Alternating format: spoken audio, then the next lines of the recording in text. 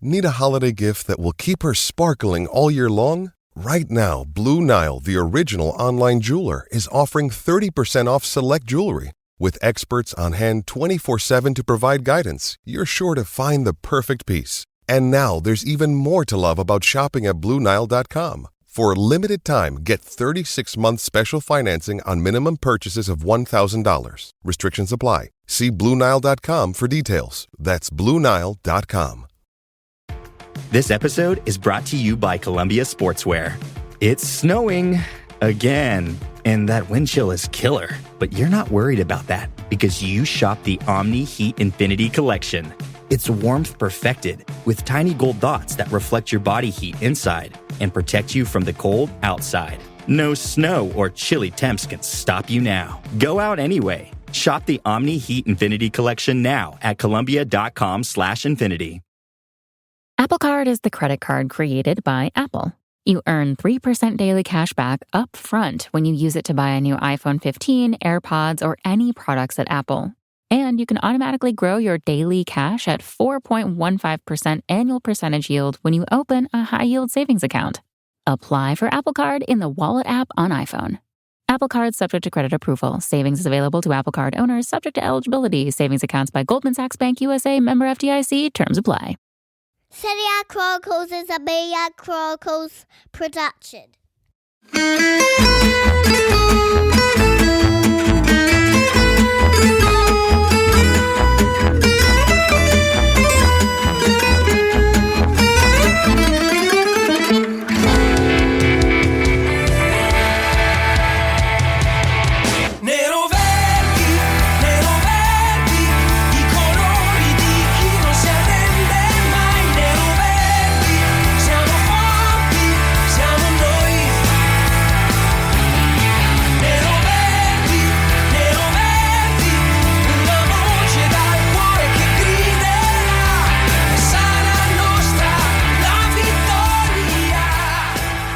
In case you were wondering, that was Nero Verdi by Neck. Nero Verdi by Italian artist Neck, who recorded a new theme song for Sassuolo in 2013.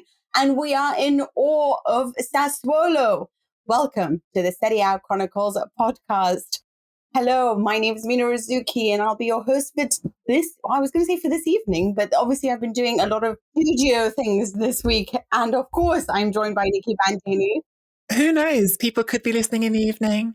They could be listening in the morning. It could be. It's the next step. We need to record this evening, this morning, this afternoon, and somehow get the tech and the download to just know when they're listening. And hi, by the way. Hello. I feel like I've lost a little bit of my rhythm with you because I've just been thrown around this week. We've been ragdolls with the Champions League and having to cover so many different things. And honestly, I'm just a little bit exhausted and I don't finish until 4 a.m. today. How has your week been, Nikki? That's how it goes this time of year, doesn't it? This is the good bit. It's exhausting, but it's fun. This is the part of the year which is thrilling with the Champions League. Although I wonder, who knows, Mina? Because again, we record this on a Monday. It's going to be Tuesday before it drops into most people's inboxes. We'll be getting close to Juventus' game. There might not be an Italian team for the Champions League too much longer, but say that. Either way, we certainly have a compelling title race, don't we? Because this weekend was bonkers. Yeah, this weekend was bonkers. Obviously, we are going to start off with Inter, Scudetto winners from last year. I'm sure we're going to give some love to Antonio Conte because it seems like we do that a lot. But we also want to recognize the beauty that is Sassuolo, considering what it is they do to the Giants, how they have destroyed Inter, Milan and Juventus away from home. And in honor of their brilliance, we have titled this podcast Scamacca Sensational Sassuolo Storm at San Siro again. So let's kick it off. Inter have had a torrid 2 weeks, I'd say. Obviously, we know what happened against Milan in the Derby. They lost that. They managed to somewhat come back against Napoli, at least get a draw. Lost to Liverpool, despite really producing a wonderful performance that left me very, very proud of them. And then coming up against Sassuolo, that I thought I mean, I actually placed a bet on this game and I thought Sassuolo would score a goal because Inter were exhausted. But I certainly didn't see a loss on the cards for them. What happened? There's so many parts to this story, aren't there? Because one part of this story is Sassuolo, who have won away to Juventus, away to Milan, and now away to Inter. They also drew at Napoli, by the way. But if you leave the Napoli game, it's just aside for a second. They're the first team since the 50s, I think it's 1955, to have won just away to both Milan clubs and Juventus in the same season. So the giant killers to end all giant killers, despite the fact that they are 11th in the table, that they lost 4-0 to Sampdoria, who are fighting relegation last month. I know, right? They're a team that don't make any sense, but produce these wonderful performances. And they were wonderful. Like, you have to say that. Like, there's their part of this story. They were really good. There's the other part of this story, which is Inter, who were bad. I mean, I think by the end of the game, they'd had some good moments. They'd had some chances. You thought maybe if it wasn't for Andrea Consigli in the Sassuolo goal being in a state of grace, they might have come back into this.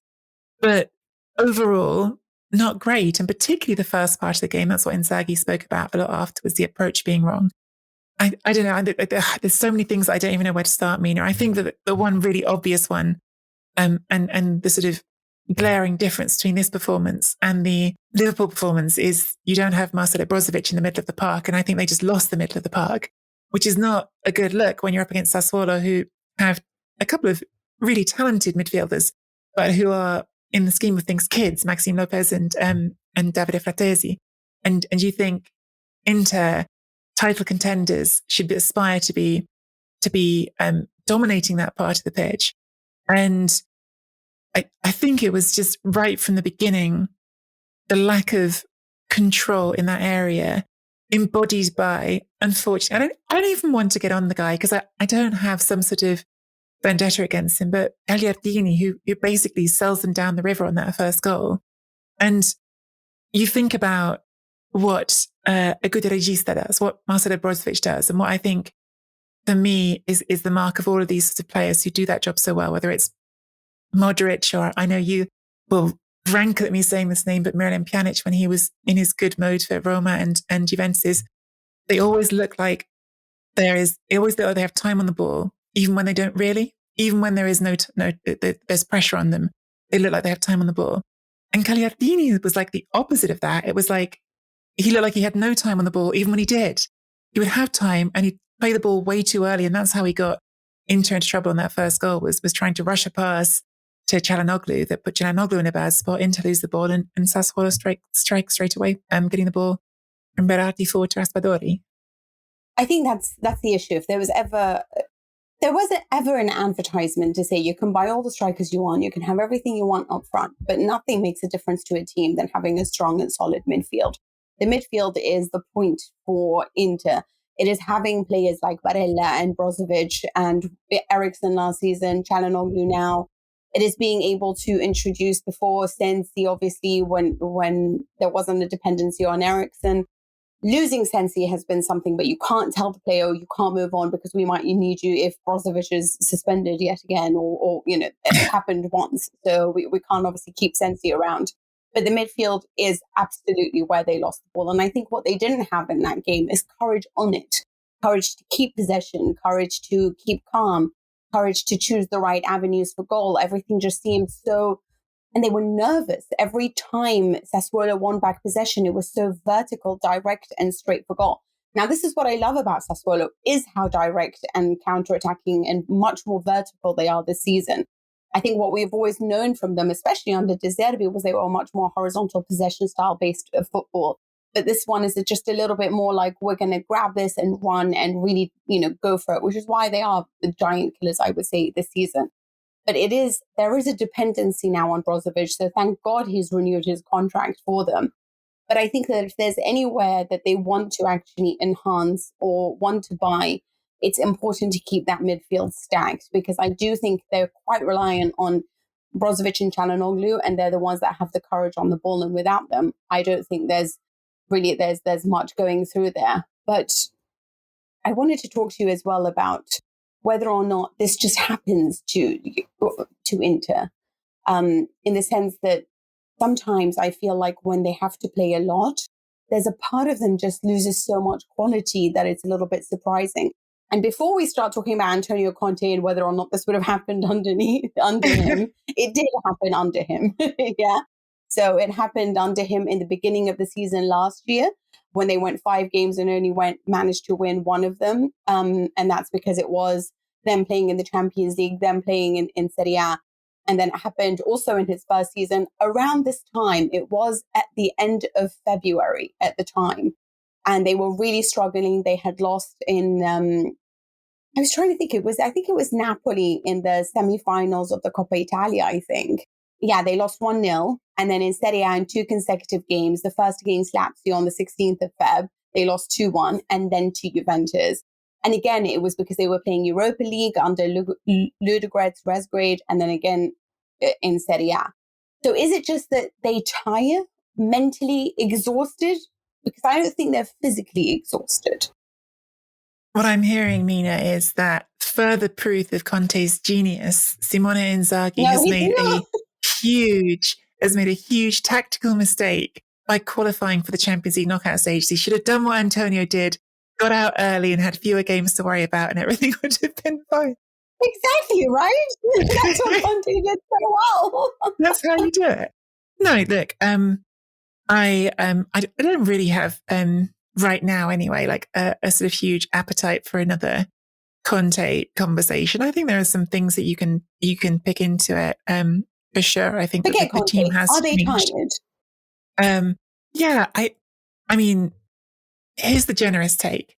Generous take is they've just played the most sort of ridiculous run of games in terms of schedule. They've had to play Napoli, they've had to play Milan, they've had to play Liverpool, who are going to tire anybody out. And I think they gave a really high energy performance against Liverpool as well. And they've come back into the league against a team who are really good at punishing tired legs because they're fast. That's how Sassuolo play. They're not as sort of manic as they were under Roberto De Zerbi, but they are still a really vertical team when they want to be. And they were for those goals and they punish some heavy legs. And it's not just, Brozovic who's out, by the way, as well. It's also Bastoni who was out for this game. And I think that on the second goal, if the first goal for me was really a lot about Gagliardini and that mistake, the second goal is people being slow to get back in cover. I mean, Scamacca, who scored the second goal, was asked afterwards, did you not celebrate because you're scoring against Inter because people think he's going to go there in the summer? And he said, no, I thought I was offside because there was no one around him. And that was because everyone was too slow to react. And that is the generous sort of way to look at it. I think there's a less generous way you can look at it, which is that, yes, of course, there's some tiredness, and that's going to happen at this time of year. But shouldn't you be alarmed? As the team that we've been saying all season has the greatest depth, shouldn't you be alarmed that you take out one key piece of that midfield and suddenly it looks unable to manage possession against a team that's in the bottom half of the table, ultimately? And the one that's really getting me, because this one applies even in that sort of on the surface good performance against Liverpool. Where is the cutting edge to this team gone, Mina?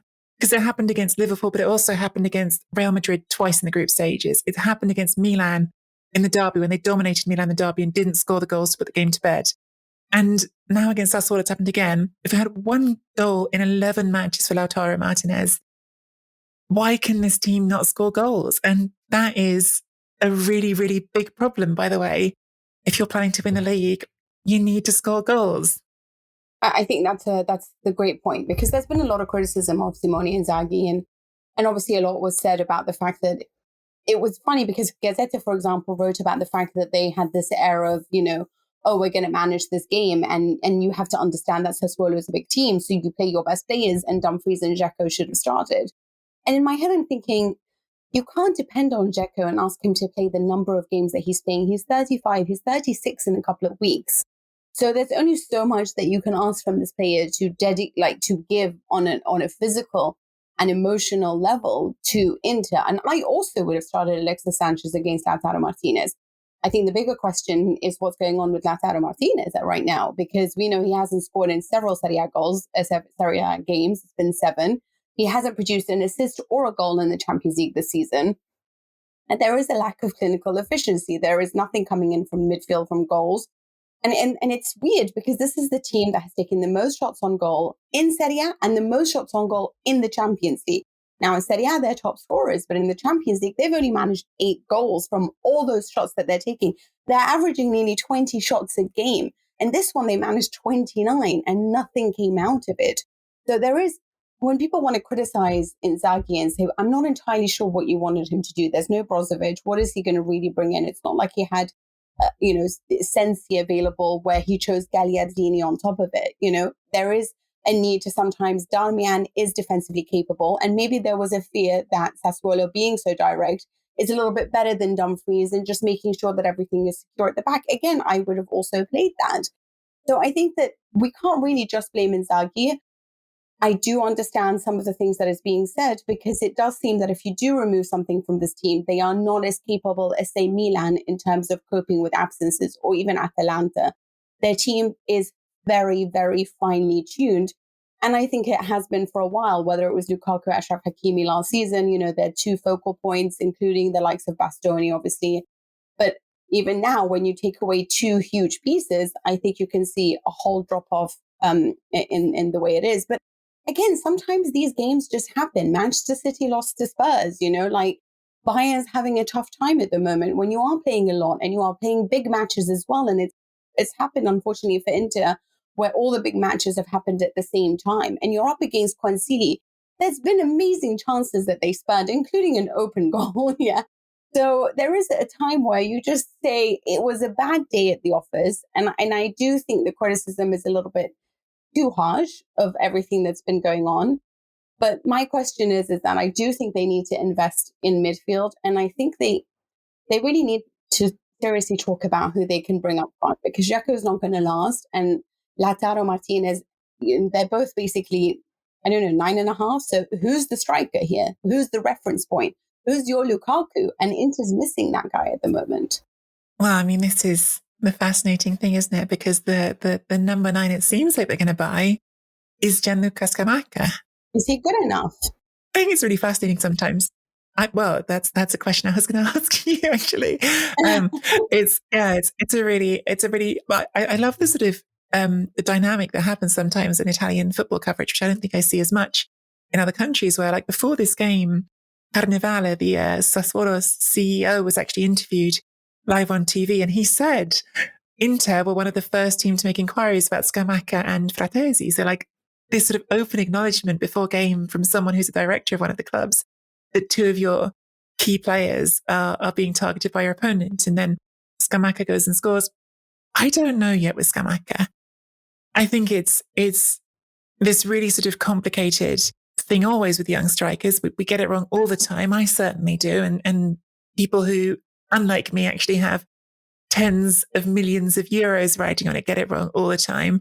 But identifying which of those young talents are going to take the next step and which ones are not quite is a difficult art. And I think that was sort of, I know you sort of will come back to the numbers and say, well, Dzeko actually has scored close to Lukaku at this point. But I feel like that's the thing that was taken away from Inter this summer, was the certainty of Lukaku's goals. And it's really interesting because, honestly, in the summer, if you'd put the amount of money that Chelsea were offering for Lukaku, the amount that they maybe could have got for Lautaro on the table in front of me, I think I would have said sell Lukaku. I think I would have said, this is the right time you're going to do it, because you're never going to get a better amount for Lukaku than right now. And it's really painful. But if you're not just going to keep him until the end of his career, this is your moment. You're not going to get a better deal. And I would have believed, because I did believe, and maybe I still believe, that Lautaro is the one with the upside. Lautaro is going to keep getting better and you're going to have more opportunities to keep selling him. His season has been so, it wasn't right away, but the last few months have been so bad, so disappointing, that I have no idea where he's headed anymore. Like, I don't know where this is going to go. Maybe it's just a funk. Maybe he'll get out of it. Like the thing that Ruud van Nistelrooy used to say, but I think lots of strikers say it about a bottle of ketchup. And once you get a little bit of ketchup going, suddenly the goals, like ketchup, start coming, start flowing out really easily. But he's in a really bad spot. And Scamacca, I get Scamacca for Inter because he is a nice, big number 9 target man. He's something very different to Lautaro. So at least you can think, first of all, maybe they can work together. And he's something that I think they are missing in terms of the system. They are missing that option because Dzeko looks like that. Dzeko looks like the big, tall target man, but actually he doesn't score as many headers as you think. He doesn't play as much in the air as you think, but he's a very sort of good pivot that you can play off. I think I like what Scamacca gives them schematically. Schematically, I like Scamacca. Do I think his talent is good enough? I don't know yet. I think he deserves a chance. I think he's playing well enough to get the chance. I like him more than Raspadori, personally, between the two of those young Sassuolo strikers.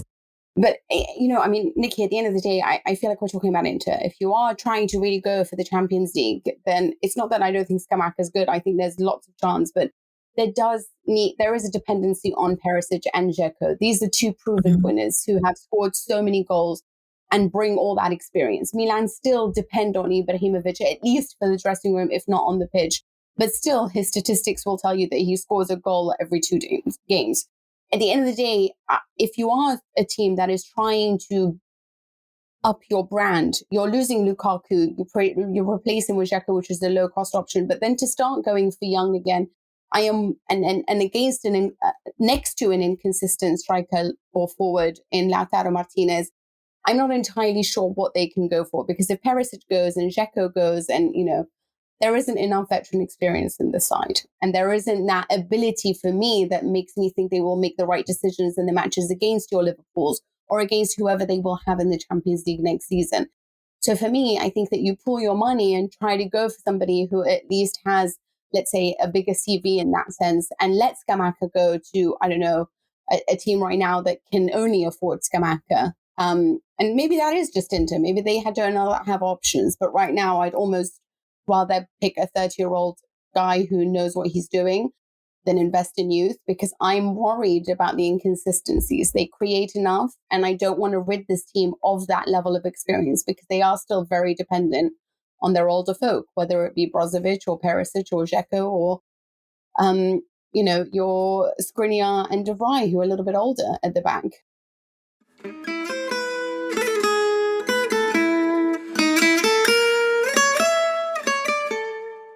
This podcast is sponsored by BetterHelp Online Therapy. Check them out at betterhelp.com/Serie. Now, it's interesting, Nikki. I was actually having dinner with some of my friends. I think it was the only 2.5 hours I had off from what was a huge week of action. And one of my friends is very into therapy, and she was surprised that we all make time for the gym and we all make time for various, beauty rituals, whatever they are, doing your nails, doing your hair, but not all of us make time for our mental health. And someone said, well, what about if you don't feel like there's anything going on or that there's anything to discuss? And she said, well, it's kind of like a tune-up. You should always be speaking to someone so that you're always in a good space, sort of like, your annual checkup when you go to the gym and you maintain your physical wellness and prevent injury and disease. You should do the same with your mind, so that further down the line, when something has happened, you already have everything that you need in terms of therapy to help you with that. What do you think? Yeah, I try to go to the gym more than once a year. I don't always manage it. But like with the annual checkup, it could be the same as your MOT. And I think how often you check up actually does change from person to person anyway, which goes for the gym and many other things. I think it's a really sort of helpful analogy. And I think it is one of those things that I think we often relegate to the bottom of the list, don't we? You think about your physical health, your appearance as being more important when they aren't. And I think, the pressure that you can put on yourself that way to sort of carry certain weights. And to use another analogy that I found helpful, sometimes when you've got a lot of things that you're carrying, it can be like a weight on a pin, and you're the end of the pin and it's the sharp and it's all together. Whereas when you actually share some of the things that you're carrying, suddenly that weight is no longer just on one point, it's spread across different points, and that can be a really helpful thing. So look, I said before, and I really am really happy that this is our first ever sponsor on the Serie Chronicles podcast, because to me, going to therapy really is like, the cliche is true. It doesn't mean something's wrong with you. It just means you're you're putting that energy into investing in yourself and making sure that you're healthy as you do in other areas of your life.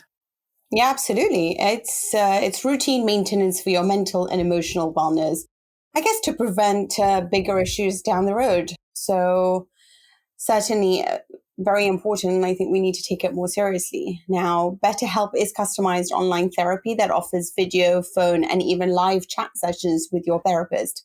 So you don't have to see anyone on camera if you don't want to. It's much more affordable than in-person therapy, and you can start communicating with your therapist in under 48 hours. Why invest in everything else and not your mind? This podcast is sponsored by BetterHelp, and Serie Chronicles listeners get 10% off their first month at betterhelp.com/Serie. That's BetterHelp, HELP.com/Serie. Of course, Milan had the opportunity to actually capitalize. Well, they didn't actually. They're the ones that played first, didn't they? And Milan were taking on dead last Salernitana, who we have spoken about at length about having all the problems they've had. They've changed coaches yet again, and now under Davide Nicola, who is personally one of my favorite coaches. I love him. He's such a huge motivator. Perfect choice for a team that is at the bottom of the table. But what a chance for Milan to say, well, you know what? We didn't have to play midweek, and we're taking the worst team in Serie A and playing them. I thought 4-0 for sure. And it ended up with, in the 75th minute, when it was 2-1 to Salernitana, I was like, I'm just really not managing this betting thing. It's just not for me, because Serie A is crazy. They finally got a draw. But what? What happened? Right, we've already had a really big chat about Sassuolo into Sassuolo because it's a big game. But this weekend, honestly, for me, it's like a competition in my head of which was the more shocking scoreline, because this is first against last, and the team in first in Serie A has not failed to beat the team in last for 6 years. And you think how many times that will happen? It's really weird and unusual. And unlike the Inter game, where I've sort of got all these reasons for it, I don't have great reasons for this one. Milan didn't have. Is it just another bad day? But there's been a few of those, and Milan didn't have a Champions League game right before this to be tired from. And they did have a plenty strong enough team. I think Davide Nicola is a big part of it. He's the guy who saved two teams in a row from relegation, Genoa and Torino. And maybe he'll do it again, and he'll be the real sort of miracle worker of Serie A. But it's not just that matchup, but they went 1-0 up in the fifth minute. And the goal they scored in the fifth minute was such a easy goal in the end. Macias goes running through a gap that's honestly so wide that he could have driven his old refrigerator lorry through it. And I honestly think maybe that's even part of the explanation, is that Milan scored so early against a team that's bottom of the league. They just thought, we're going to be all right here, aren't we? This is fine. And then maybe once that sort of thought got into their heads, they got a bit too relaxed because, as you say, they were losing this game. I actually sort of think it could have got even worse for them, because Maignan, who went walkabouts on that first goal before the overhead kick, getting punished for it, he then gave the ball away again to Bonazzoli. And the only reason that Milan didn't go 2-1 down at that point was because Bonazzoli tried this ridiculous Rabona instead of just kicking the ball into an open goal.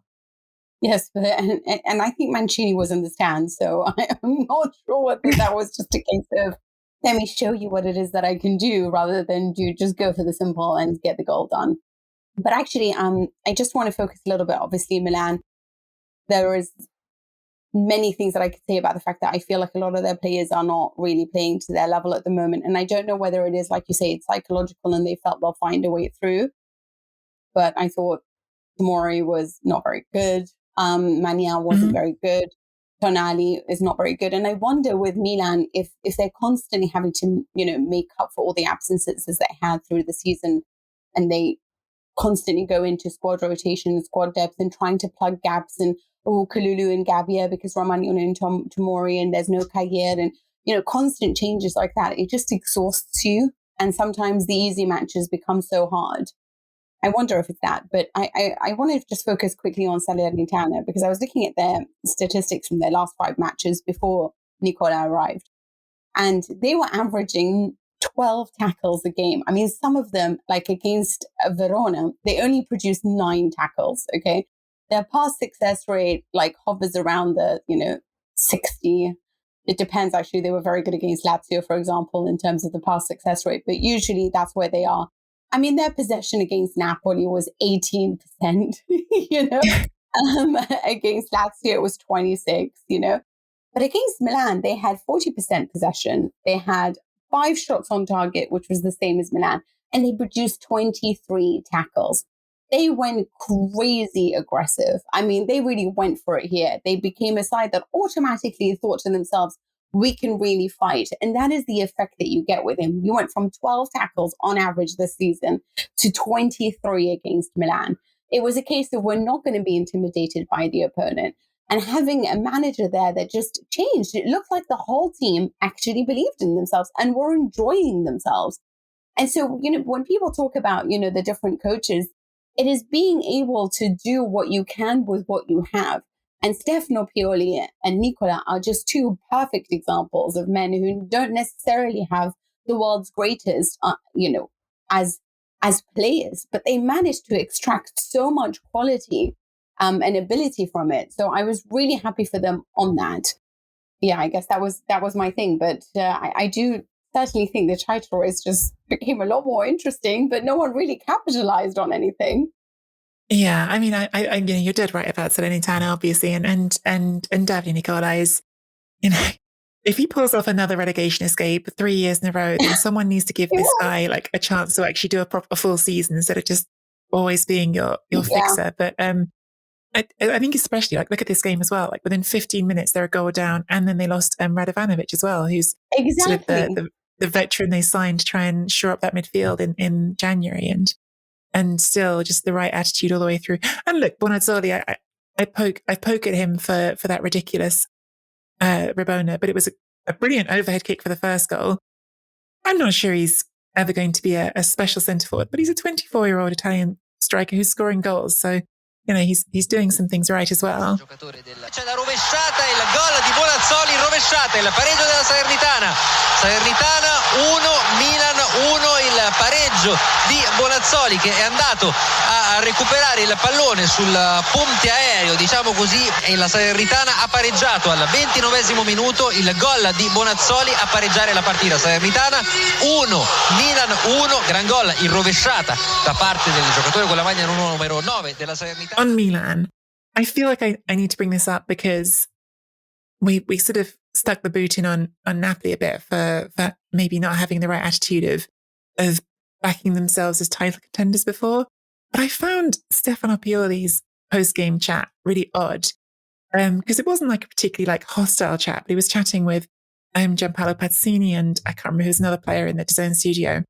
And question came up of the Scudetto, and he said, he had this response that was like, nobody believes Milan can win the Scudetto, but you guys keep asking about the Scudetto. And I'm sorry, but after 26 games, if you're top of the table, people think you can win the Scudetto. It's no longer like we're not really in this race conversation. You're literally top. And there's a third of the season to go. Like, I'm not having it. Yeah, I do.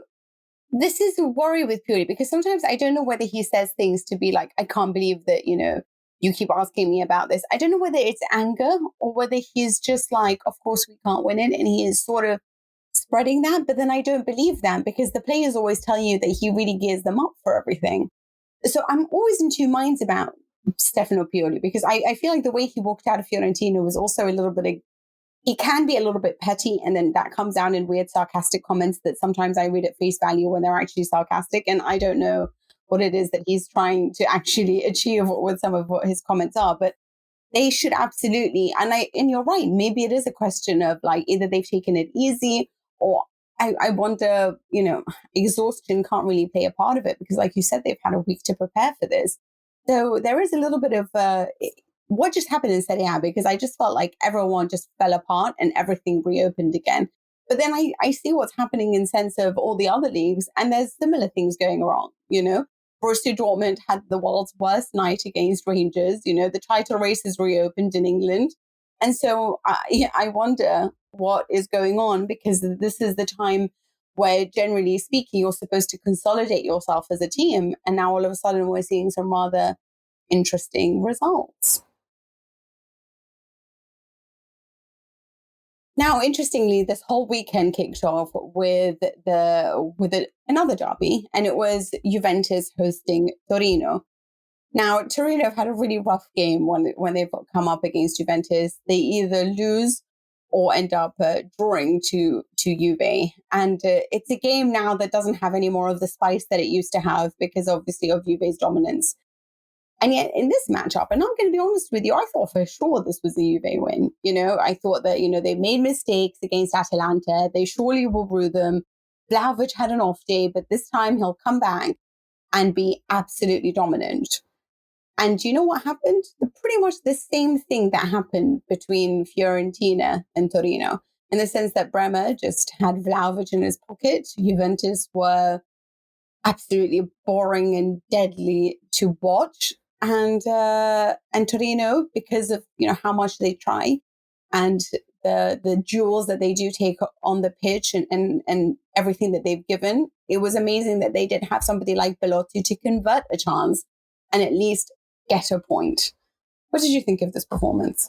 Well, Chronicles Patreon tifosi will have already heard I did my little extra for the Patreon about my favourite pieces of business in the January transfer window. I think one of them was literally just Torino getting Bremer to sign a new contract. I don't know if that will be enough to keep him there, frankly, but at least they'll be able to get rewarded properly for him at the end of the season, because he's been brilliant, and he's been brilliant all season. I think if there's any one, and it's not, we should be clear, it's not like an individual thing, Torino defensively. I've talked about it before, like Ivan Juric, and you have as well. Like Ivan Juric is such has the playing such a high tempo, so aggressive, like far out in front of everyone else in Serie A in terms of the number of fouls they cause, actually, but like just that setting a tempo of like constantly in your face.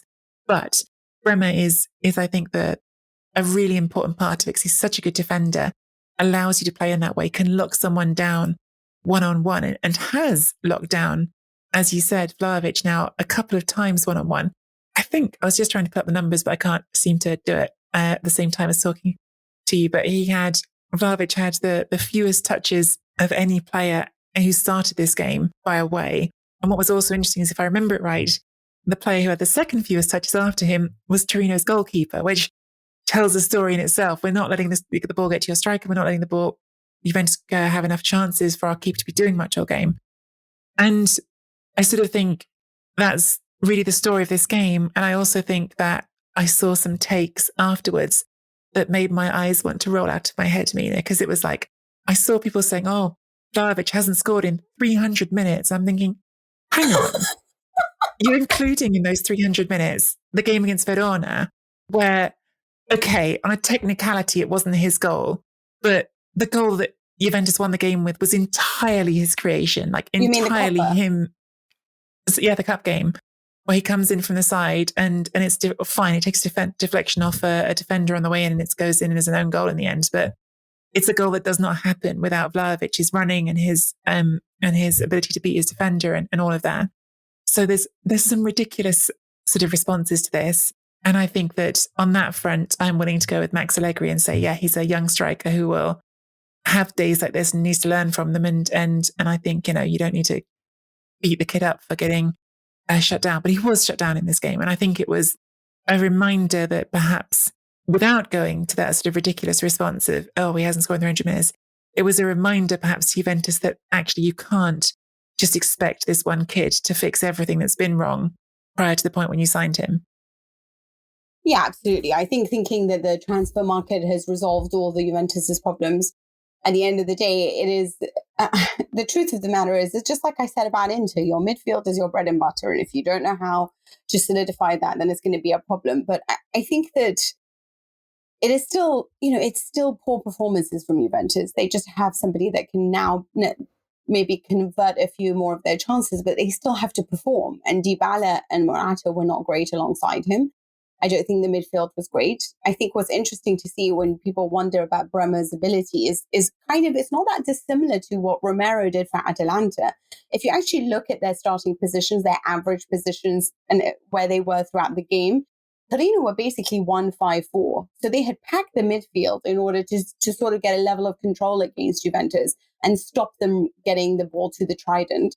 And they had one at the back. Like Bremer was just a monster at the back, just ahead of his goalkeeper. And he was alone for most of it, just able to just shut down everything that was coming to him. And then they played with 4 up front. They were tight, they were neat, they were very, very well done, which is not something that you could say with Juventus. And the problem with Juventus is they lack fluidity. Fluidity is what gets you their goals, but they're very stop-start. Pass the ball, stop, look around, pass. It's very dull. And what they need actually is, I was reading this fascinating article about the differences between Locatelli and Verratti. And it was about Verratti always being able to sort of engage a player, draw him towards him, and then that creates a space for somebody else to fill in. Whereas Locatelli is brilliant at progressing the ball on a vertical level. He's much less horizontal, but he's somebody who'll pass the ball forward, run up, take that ball, pass it again forward.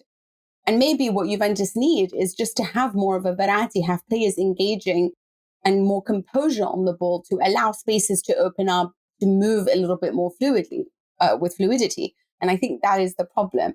But I wanted to concentrate a little bit on the clash between Ivan Juric and Max Allegri. There's a lot of, we saw the Max, Allegri out hashtag come up again. And I can understand that because the level of the game is just so poor that you think you have to manage better than this. Juventus, with the players that they have, must be able to produce better than this. Yeah. And then I look at Ivan Juric and I think they were basically just crossing into the box for most of the time. So it's not like I think his game was particularly stunning. It's just that, when they sort of died out as well as Juventus at the end. But with Allegri, I also feel sorry for him because there's another part of me that just thinks, I don't know what to expect, because this team has managed, 12 go undefeated for 12 weeks now. If we base the fact that, there's lots of discussions around this. This is why I keep bringing it up. They did manage a comeback against Roma. They did manage a good win against Verona. We don't know what they're going to do in the Champions League. But if we just look based on, last 12 weeks, they'd actually be at the top of the table because they've managed better results during this time period than Milan, Inter, Napoli, and everyone else. But again, it's their slow start that has managed all of this. But since then, they have picked up, but maybe just not to the level. And are we comparing Juve to their reputation, or what the reality is and the reality of what this squad actually possess? Well, I mean, also, I think there's a little bit of sort of history rewriting that goes on with Allegri, where because he has been a very successful winner and he has won every other season he's been at Juventus before now, and of course won a title at Milan as well. But people sort of remember it all through the rose-tinted spectacles of, it must have been great football. And a lot of the time it wasn't beautiful football under Allegri. It was just effective football. And it's funny because at the end of this game, he was saying, look, a point against Torino, that can be quite useful for us in the race for fourth place. And part of me again was rolling my eyes at him. And then by the end of the weekend, I thought, you've gained ground, haven't you? This result that I thought was terrible, you've come out of this having crossed another difficult game off your list and gained ground on the competition.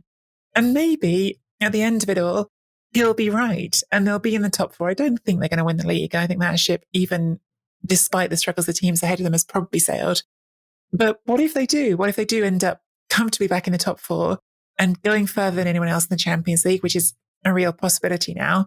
And at the end of it, that's the sort of just the always Allegri legacy, that in the end, he just wins more than people think he will. I think that's kind of always been his shtick, hasn't it? It was even at Milan. At Milan, people didn't love him really. No. And he got chased out in the end. And I thought, even more impressive than his title was keeping them competitive in the season after the whole team was sold or retired or moved on in different ways. I don't know. I'm torn on it because I really don't.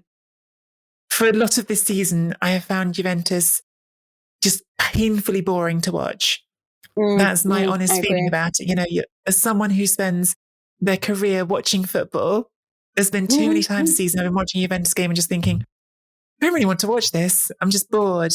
And so that sort of makes you feel negative about it. But as you just said, Mina, they're unbeaten in quite a long time now.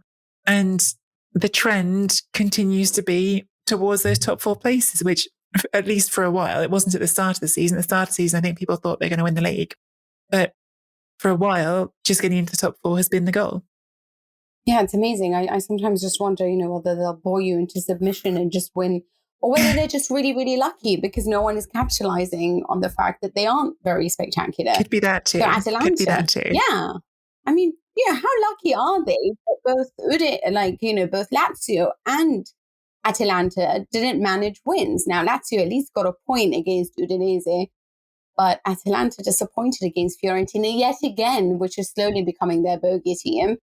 But Fiorentina managed a 1-0 victory at home. They are a very amazing team at home. Both Atalanta, I feel sorry for them because I do agree with them that their goal should have stood. Yeah. And I do sort of just feel like they've had, so I don't like discussing referees, but they've had some, some bad decisions perhaps, or at least arguable ones, let's say.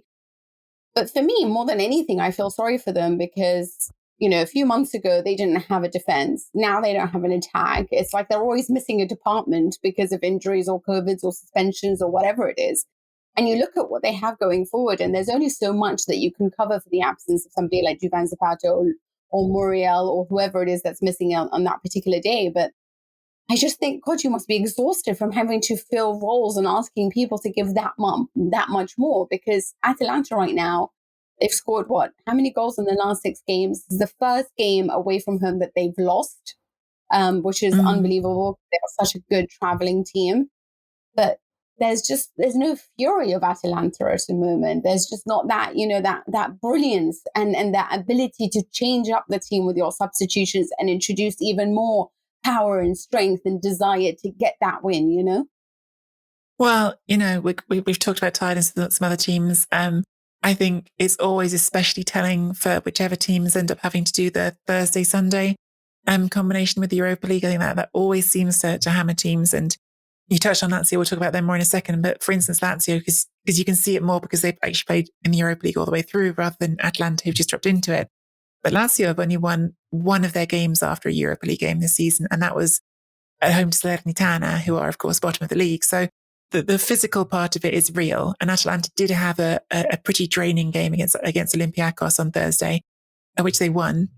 It feels like we could be. And the problem is that I say this, and as soon as I hear myself saying it, I think to myself, you've thought this before and you've been wrong. But it feels like this could be one of those moments where we're sort of approaching the end of something. I don't know if I'm just feeling that a bit because of the ownership takeover, because they have now sold a 55% stake to Bain Capital. The American group, the Bergamaschi family are going to stay involved. They're going to stay involved in the day-to-day running of the club for now. By the way, there's a Patreon 10-minute thing on who Bain Capital are and who Bergamaschi is as well, just in case anyone, if you are a Patreon member, can be able to listen to what I left yesterday. So it's 10 minutes on this. And there's no one better to talk to you about this because Mina has worked in football and worked in finance. So she's got all the insights on this stuff. So lucky you, Chronicles Tifosi. I look forward to it. I haven't had a chance to listen to that myself yet, but I'm looking forward to it. I don't know. It feels like it could be a moment where it's just there's too much being asked of this Atalanta team now. I think Paul Gasperini looked a bit sort of worn down himself by it all, of course, got sent off in this game. Some understandable frustration about the offside call at the end that denied them an equaliser. I don't know how you felt about that one. It was a very marginal call. With Hatterber being ruled offside on the goal, even though it was really questionable whether he's interfering with play. Questionable whether he's actually offside, to be honest with you, because the line drawn for the offside, his arm is clearly over it, but you can't score with your arm. And then there's the question of whether he was interfering with play, which I tend to come down on he was, just because it's sometimes interfering with play. You do? Well, I think I always really struggle with interfering with play, because in the end, the run he's making, the defence has to adjust for that run and does. So to me, that's interfering with play, but I feel like referees aren't consistent in how they view that. So I don't Either way, know. It should be the referee who made the decision, but it was VAR that made the decision. And so for me, that's a subjective decision. And that's probably where I can understand where their fury, like where their anger has come from. So, I mean, last 5 games, they've got 2 goals. They won't have 2 of their top defenders next week. Yeah, I can understand why you think it might be the end of the road for Atalanta, because I just think that constantly having to like fill in the gaps, you know? But I do want to say, just for Fiorentina, they're 17 points up from where they were last season. And that is remarkable. That's just remarkable. Like, this is amazing. And also, they sold Vlahovic and got Piątek, and look at the goals. Yeah. They're still there. Yes. Incredible. I will always associate Piątek with you. But in my head, I'm like, wish to have another bet about how many goals he's going to manage, because he's managed, 5 in the last 6 games? So I'm thinking to myself, do you think he can reach maybe 15? You know, objectively, he is a worse in terms of all-rounded what he gives you. He's not as complete a footballer as Dusan Vlahovic, right? Don't put him in that bracket. But the minutes per goal since he's come back to Serie A are crazy. Like, he's just scored and scored and scored. And I don't know what it is with him. I think if you put him in the right environment and get the ball in behind defenders, give him that chance to run onto them, he can do it. And it's kind of fun to see him giving it those pistols again and boom, boom, boom, and all that. It's been exciting to see him back, I guess. It really has. I did want to go into Lazio, but I don't think we have enough time to discuss all the remaining matches. And I think it's really important that we discuss Roma, just because of who it is that scored the goals for them. Just quickly on Lazio, they also didn't capitalize on the ability to overtake Atalanta and at least come within 2 points of Juventus. I think it's a really amazing game in the sense that Udinese had 22 fouls, which kind of tells you what type of game they were looking to do against Lazio. And of course, they were without Immobile, so it just became that much more difficult. Now, Roma, obviously, I'm still a little bit upset with the stuff that Mourinho is alleged to have said to the referee when he talked about the telephone call. You can understand why I'm a Juventus fan. But Roma managed to stage somewhat of a comeback against Hellas Verona, who went 2-0 up in this match. And then Roma decided to bring on 2 youngsters, Volpato and Bove. And Bove is actually one that I spoke about in the sense that I really, after Juventus and the comeback, I was saying, why was he not being introduced? There's so much that he can do in midfield.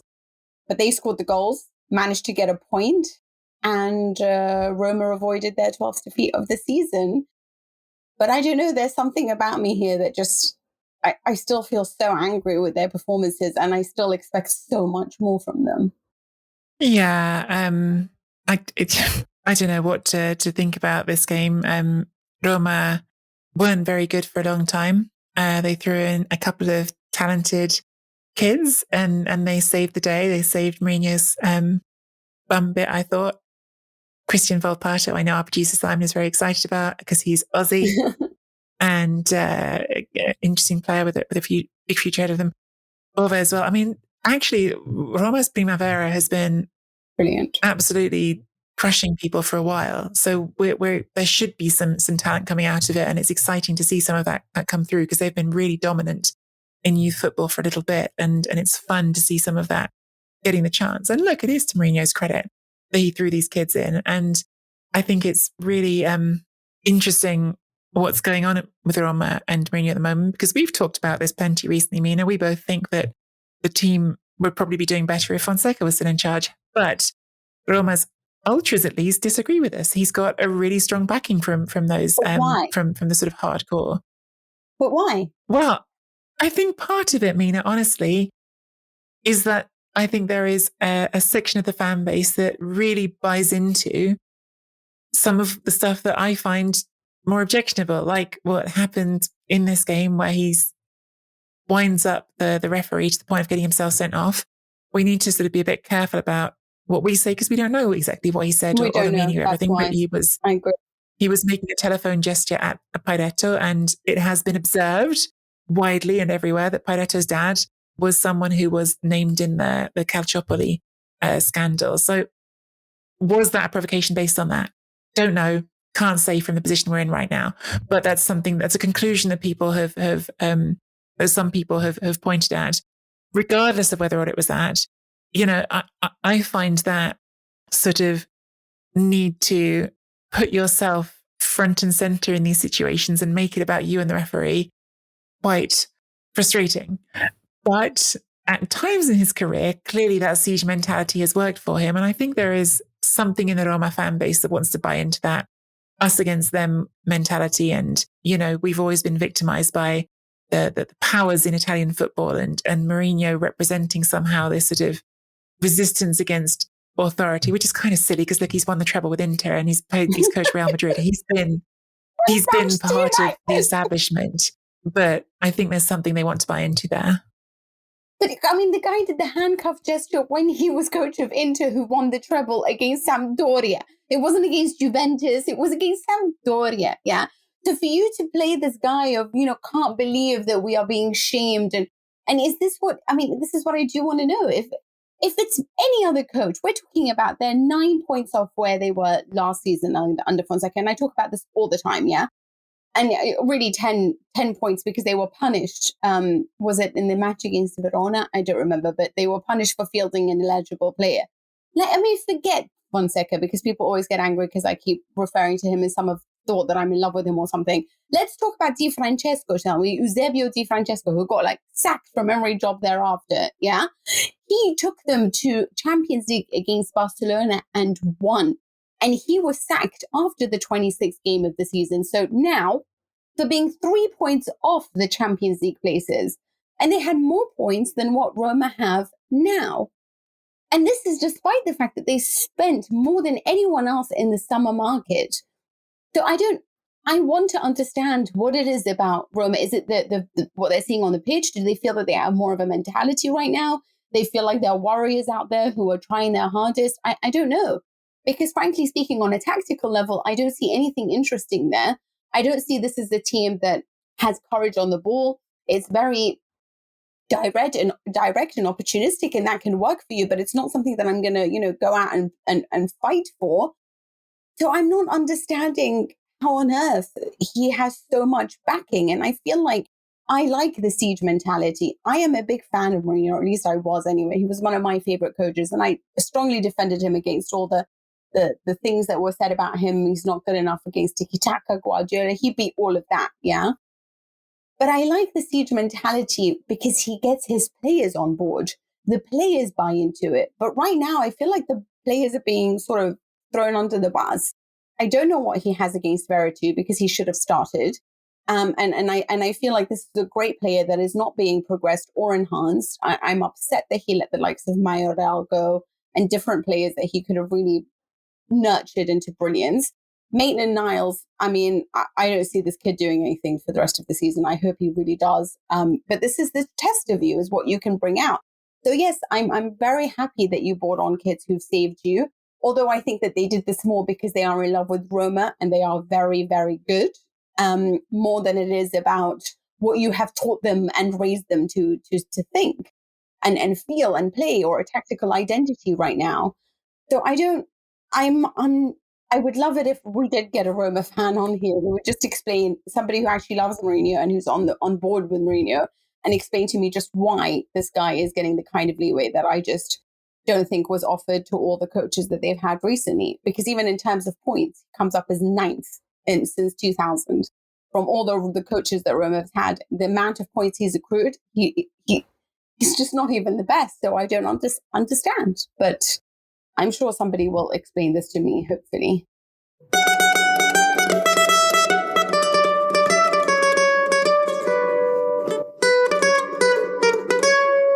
Anyway, any other things catch your eye? The only other thing that I can think of, that we haven't mentioned off the top of my head, is the ageless Fabio Quagliarella with another wonder goal. 39 years old now, but still doing amazing things as he has all through his career, and helping Sampdoria to a really important win over Empoli. He got both goals in that game, actually. And he's going to be maybe still an important part of them avoiding relegation if they can in this bright new era of Marco Giampaolo managing Sampdoria. Oh God, Marco Giampaolo. But I am upset that Empoli are not doing too well. Anyway. So I guess that's all we've got for today's episode. No doubt there's even more we could have said because these games were just wild this weekend. But don't worry, because we will be back on Friday with our Chronicles Q&A mailbag show. Do check out our website at serieachronicles.com. Click the Chronicles Tifosi button to join our Patreon community if you want even more content through the week, because we are dropping in amongst the exclusive episodes and bonus content that you can get there. We are getting into this habit, I think, Mina and I, of using that Patreon as our spot to drop our voice notes when we've got things that are burning in us during the week we want to say and share with you guys. So it's a really fun space to talk about things that we might not have got to on the main podcast. You can also now choose to contribute a smaller amount there as a supporter if you just want to support the podcast without that bonus content. And you can also find us on Twitter at Serie Pod, at Nikki Vandini, at Mina Rizuki.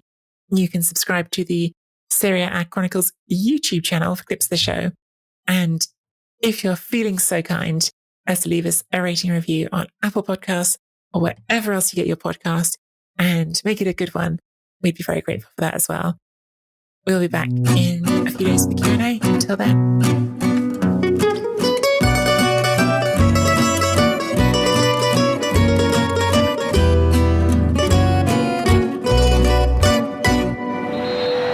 Tanto cambio, esce Felix ed è travolpato.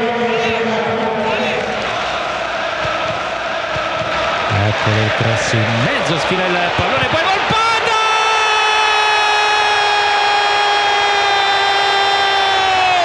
Prendiamo il pallone! Roma 1, Verona 2.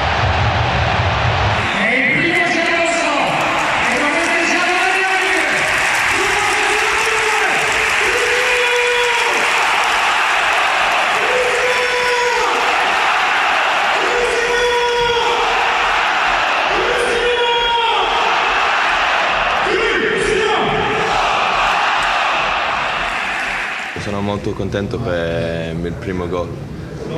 Ogni ragazzo sogna per segnare con tifosi dalla Roma. Sì, sono molto contento. Sports Social Podcast Network. Okay, round 2. Name something that's not boring. A laundry? Ooh, a book club. Computer solitaire, huh? Ah, sorry, we were looking for Chumba Casino. That's right, ChumbaCasino.com has over 100 casino-style games. Join today and play for free for your chance to redeem some serious prizes. ChumbaCasino.com. No purchase necessary. Void where prohibited by law. 18+ terms and conditions apply. See website for details.